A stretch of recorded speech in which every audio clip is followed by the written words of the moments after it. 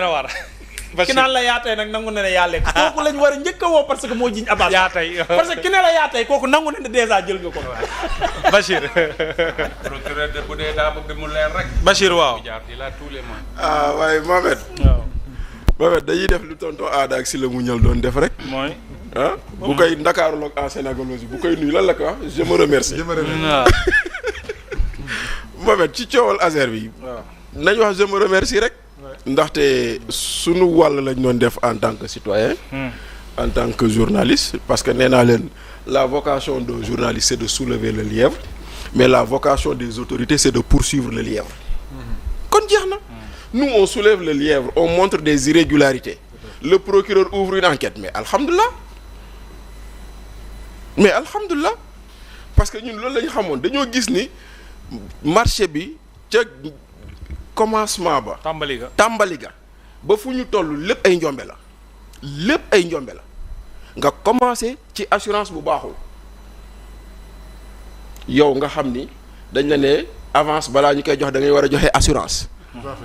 yow si marché ngay liggéey. ñu ne la assurance boobu pour mu valable da ngay fay.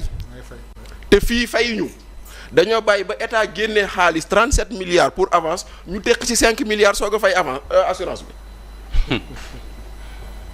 mu mel ni yow Senghane nga dem banque di leb xaalis. terrible code ciment. nga yow mi Senghane nga dem banque di leb xaalis banque ne la indil caution ñu lebal la. léegi nag nga xaar ba banque bi lebal la ngay soog a joxe caution ba kon bu boobaa lan lay jëriñ.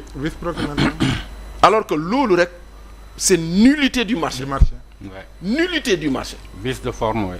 te terewul loolu ba mu amee Sayer ñaa bind ñett yoon waa Sonac ñett lettre pour wax leen benn question simple wax leen ma ndax fay nañ prime d'assurance yi waa Sonac di layam nga jóge ko foofu nga ñëw mu am te contentieux parce que dañoo joxe avance bi tey le lendemain xoose ne Seydou Kane abal ma avant ñuy joxe avant une semaine Badara mu ngi la koy wax semaine le mercredi passé. une semaine avant avance bi di génn xoose Azer ak Badara ak kii Seydou Kane ñoo toog di réunion xaalis ba génn mu ne Seydou Kane triant la abal ma nga ñëw nga jël si xaalis boobu fay assurance bi dàq kii dem la plainte ñu commencé ne Azer jox ñu kayit yi ñu lëj ma du ci xew Azer ne maa bañ. yow tu es dans les marchés. Ouais, tout à fait. Est-ce que xalaat nga une autorité contractante le régulateur ne ko jox may këyit mu ne maa bañ. ça c'est du jamais vu. c'est du jamais vu nga jóge ko foofu dem cour suprême. alors que c'est suspensif déjà. mais mu ngi noonu Azer ARCOP mujj ne je suspends le marché ba ngeen jox ma këyit yi ma xool lu ci xew yow nga dem attaquer suspension boobu. effectivement. parce que nee nga li ñu def noonu du yoon. nga dem cour suprême premièrement cour suprême ne ARCOP lu mu def mooy dëgg. parce que cour suprême moo njëkk a wax y a des soupçons de prévarication des ressources publiques. c'est une décision du 21 novembre 2024. très bien ñoo njëkk a wax ni njort nañu dañoo luubal alalu réew mi ñoom cour suprême. taxul procureur ubbi enquête taxul kenn wax si ñëpp toog di seetaan. il a fallu qu'il y ait une plainte 1 an plus tard de Thierno Alassane Sall pour que le procureur se bouge. mais loolu tam dañ koy wax yow juge nga nekk pôle financier yow procureur de Dakar sa mborom procureur bu nekk cour suprême ne lii njort naan dañoo lubal alal réew mi nga toog nga noppi. mais ça c'est l'autre grande violation ou l'autre grand scandale dans cette affaire. nga jóge ko foofu cour suprême mii ne woon nangu naa li ARCOP def pour aj marché bi moo toog 3 mois 19 jours après moo tax may leen xoose day fen ba mu toogee naan ñu le marché a été bloqué 2 ans c'est un gros mensonge.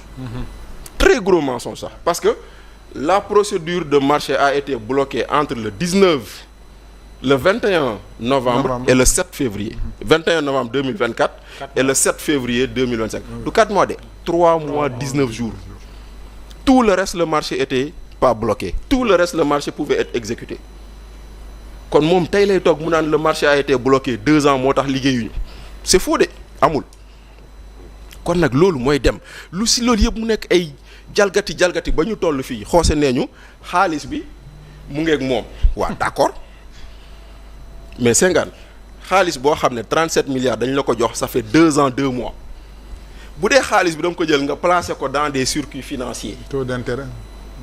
à 6%. xam nga ñaata la jural. 6 milliards. mooy maanaam xaalis bu jëkkoon rek comme Sénégal ni nu muy demee UEMOA ni di leb nii bu ko xoosee lebaloon xaalis boobu rek am na ci 6 milliards de plus. Très bien. Donc qui peut me dire qu'il n'y a pas un scandale? Ah oui, quand même. Ne serait-ce que loolu rek c'est un scandale. Ouais. Maintenant aujourd'hui lan moo gën a reetaanlu mooy ceux qui nous disaient il y a rien c'est eux-là qui veulent applaudir aujourd'hui parce que le procureur a ouvert une information judiciaire. te ñun bañ ci. te ñun bañ daree wax ni y a un scandale on disait lu ngeen di wax du dëgg. loolay numbelaat. c'est-à-dire que voilà le problème aujourd'hui ñun dañoo dem dañ leen ne woon c'est un scandale parce que bu leen fàtte ni juróom-ñaari wax ma juróom-ñett infraction le procureur visé corruption. Détournement de deniers publics, escroquerie sur les deniers publics, faux et usage de faux en écriture publique et privée, association de malfaiteurs, prise illégale d'intérêt. Association de malfaiteurs bi ma intéressé man. Prise illégale d'intérêt, trafic d'influence. Association. Non, voilà.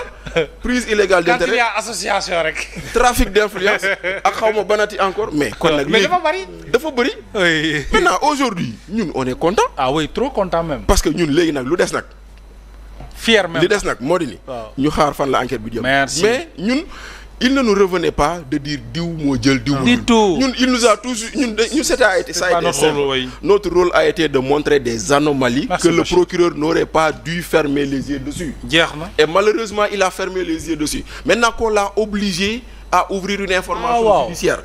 Maintenant nag nañ xaar. Nañ dem Maintenant jusqu'au en bout. espérant que nag le juge qui aura en charge du dossier. Ok. Il fera les diligences nécessaires. Oui. Et rapidement pour que ñu xam ku si nekk loo def. Dafa yàgg. tuumaluma kenn xasuma kenn saaguma kenn l'essentiel moo di ni lu leer ba leer yéen waa Dakar yéen waaye Max Senghane gi waa àll gi lañu.